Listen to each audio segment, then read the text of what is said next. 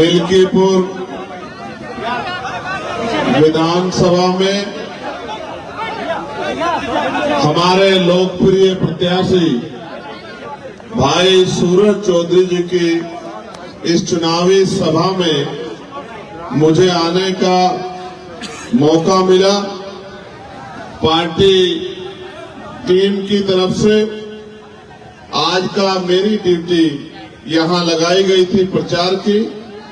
इसके लिए मैं भाई सूरज जी का, यहां की जिले मंडल की टीम का बहुत बहुत धन्यवाद करता हूं। मैं अपनी बात को शुरू करने से पहले सभी धर्मों में जन्मे सभी संतों, गुरुओं और महान पुरुषों को भी नमन करता हूं। ये मिल्कीपुर के चुनाव का इंतजार हमें बहुत दिन से था कि मिल्कीपुर में चुनाव होगा और हम उस चुनाव में भाई सूरज चौधरी जी को दमखम से लड़ाएंगे। हालांकि मैंने कम समय दिया, लेकिन हमारी पार्टी के सभी सम्मानित नेतागणों ने, हमारे जिले, विधानसभा, मंडल, प्रदेश की टीम ने यहां लगातार मेहनत की है।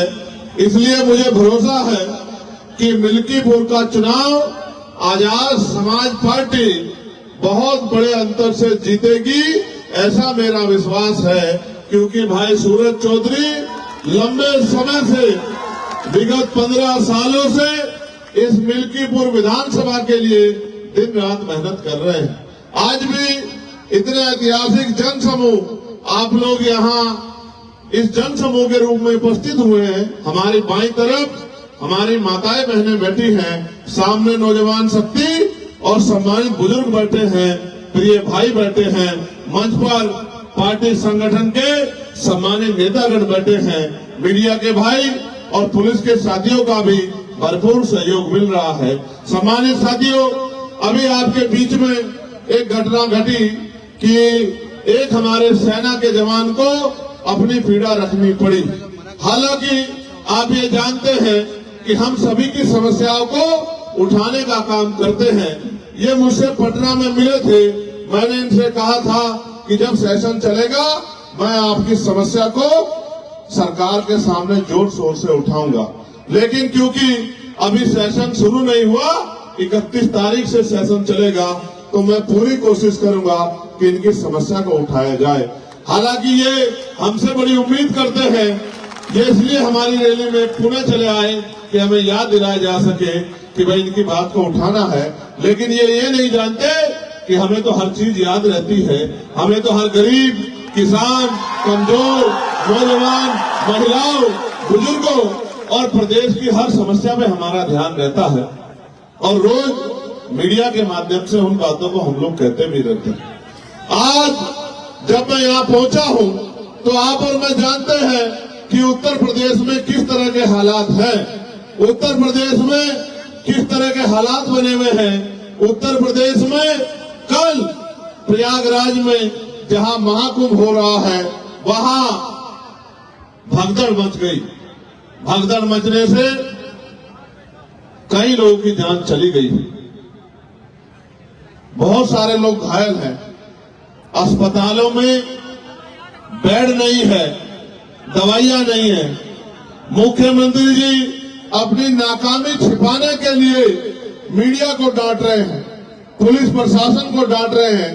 हालांकि हमें लगता था कि भाई ये कुंभ जो है 12 साल बाद, इस बार जब नाम बदल दिया था, इलाहाबाद से प्रयागराज कर दिया था, तो अब शायद हालात बदल गई होंगी। लेकिन ये सच नहीं है, नाम बदलने से हालात नहीं बदलते, इच्छा शक्ति करके हालात बदले जा सकते हैं। सरकार की इच्छा शक्ति ही हालात बदलने की नहीं है। आज हम मिल्कीपुर में हैं, आप बताओ इस मिल्कीपुर में 60-70% मकान कच्चे हैं या नहीं है? बताओ अपने आप हाथ उठा के मिल्कीपुर वाले। ये किसकी देन है? यहाँ किसकी सरकार है? 7 साल से कौन मुख्यमंत्री है? उनसे पहले कितने मुख्यमंत्री रहे? आप ये बताओ, जिन्होंने आजादी के 75 साल बाद भी आपके कच्चे मकान नहीं देखे, आपका भूखा पेट नहीं देखा, बेरोजगारी से आपको तड़पते नहीं देखा, रोटी के लिए मोहताज नहीं दिखा, बिना इलाज और पैसे की कमी कारण मरते नहीं देखा। उनको क्या फर्क पड़ता है कि आप जियो या मरो। यहाँ चुनाव हो रहा है, सारी पार्टियां लड़ रही हैं, वो भी लड़ रही जिनकी सरकार है और जिनके पहले एमएलए थे वो भी लड़ रहे हैं। लेकिन आप कहाँ हो इस भीड़ में? कभी कोई जीतता है, कभी कोई जीतता। आप कब जीते? आपकी बात कब हुई? आपकी आवाज किसने उठाई? सरकार पे सारे अधिकार हैं, सरकार पे सारी शक्ति है। अगर चाहते तो 3 महीने में यहाँ के सारे मकान पक्के हो जाते, यहाँ रोजगार के साधन खड़े हो जाते, इंडस्ट्रियल एरिया लग जाता। यहाँ के लोगों को वहाँ चौक पे जाके मजदूरी नहीं करनी पड़ती, वहाँ जाके बिकने के लिए नहीं जाना पड़ता। लेकिन सरकार की इच्छा शक्ति नहीं है, और इच्छा शक्ति आज की बात नहीं है। इच्छा शक्ति तो सदियों से नहीं रही। अगर सदियों से इच्छा शक्ति रही होती तो इस देश में बाबा साहब अम्बेडकर को अपनी पार्टी नहीं बनानी पड़ती। इस देश में तमाम पार्टियों में होते, बाबा साहब अम्बेडकर ने अपनी पार्टी बनाई और पार्टी बनाकर समाज को संदेश दिया कि जिनका दल होता है उनमें बल होता है, और जिनमें बल होता है उनकी समस्याओं का हल होता है। अगर आप अपनी समस्या का हल चाहते हैं तो आपको अपना दल और अपना बल बनाना पड़ेगा। दल बनके तैयार है। नगीना के लोगों ने दल में ताकत भी झोंक दी है। इस बार बारी मिल्कीपुर की है। मिल्कीपुर वाले भी इस बार ताकत झोंक दो, फिर आप देखना जिस तरह पार्लियामेंट में चंद्रशेखर आजाद आपकी आवाज उठाते हैं, उसी तरह लखनऊ की विधानसभा में सूरज चौधरी दहाड़ दहाड़ के आपके क्षेत्रों के लिए लड़ने का काम करेंगे।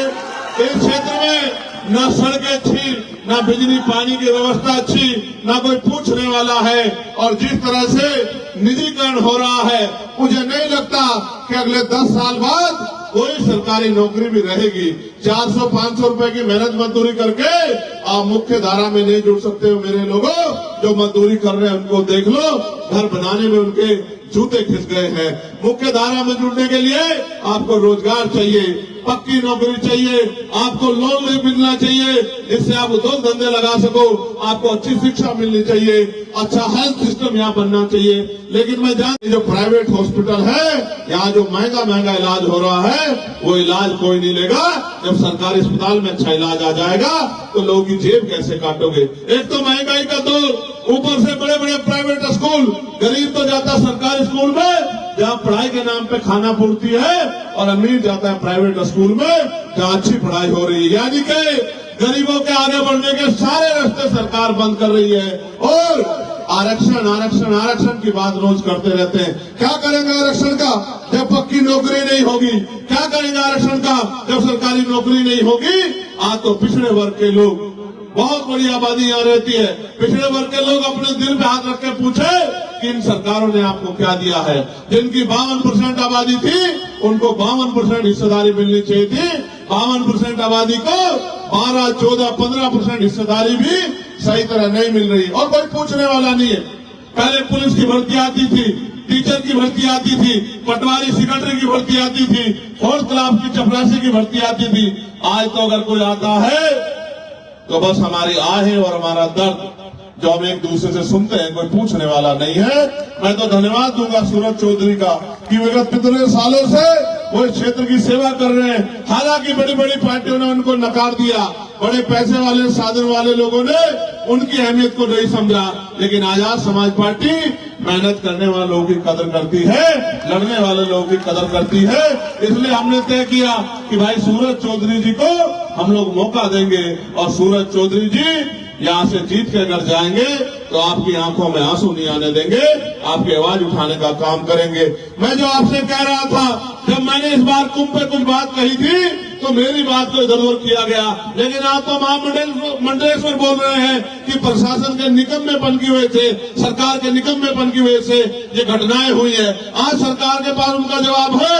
मैंने तो कहा था मन चंगा तो कटौती में गंगा, यानी कि जिसका मन साफ सुथरा है उसे कहीं जाने की जरूरत नहीं है। लेकिन आप बताओ, आप तो नारा देके बुला रहे थे कि आ जाओ आ जाओ, अमृत वर्षा हो रही है, लेकिन जब ये गरीब अमृत वर्षा में गए तो इनकी जान की रक्षा भी नहीं कर पाए। मैं मीडिया के माध्यम से कहना चाहता हूँ, ये हत्याएं हैं और इनकी हत्या का दोषी सरकार है, मुख्यमंत्री है।